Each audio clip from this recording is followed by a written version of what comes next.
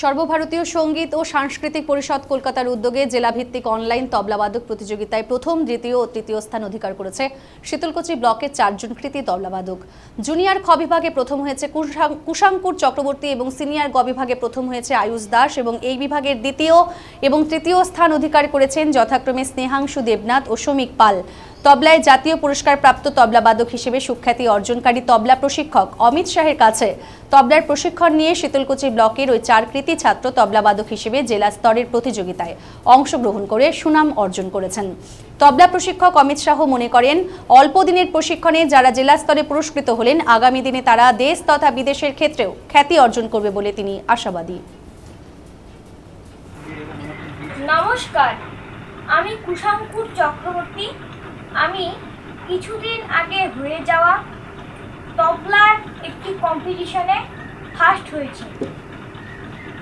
আমার এই সাফল্যের পিছনে আমার প্রথম গুরুজি মাননীয় শ্রীযুক্ত কার্তিক চক্রবর্তী মহাশয় এবং আমাকে যিনি খুব যত্ন সহকারে শেখান মাননীয় শ্রীযুক্ত অমিত শাহ মহাশয়।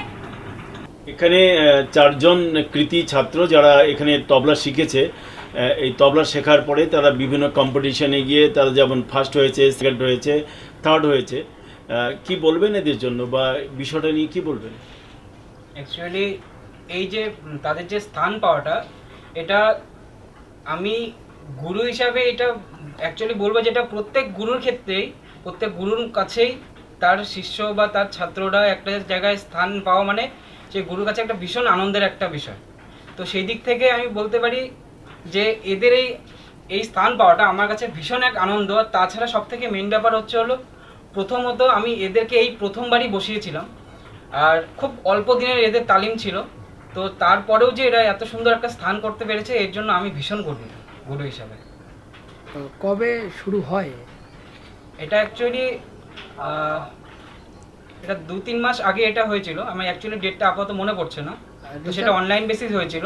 রেজাল্ট কবে বের হয়েছে? রেজাল্ট 21 তারিখে বেরিয়েছিল, 21 সেপ্টেম্বর। যে কৃতী ছাত্রদের সিরিয়ালি একটু নামগুলো বলেন, নামগুলো একটু। আচ্ছা, মানে ছোটদের বিভাগে ফার্স্ট হয়েছে কুশাঙ্কুর চক্রবর্তী। তারপর এখানে এই সিরিয়ালি বলছি, তো বড়দের বিভাগে ফার্স্ট হয়েছে তো আয়ুষ দাস। তারপর সেকেন্ড হয়েছে বড়দের বিভাগেই স্নেহাংশু দেবনাথ। আর থার্ড হয়েছে। বক্তব্য আছে।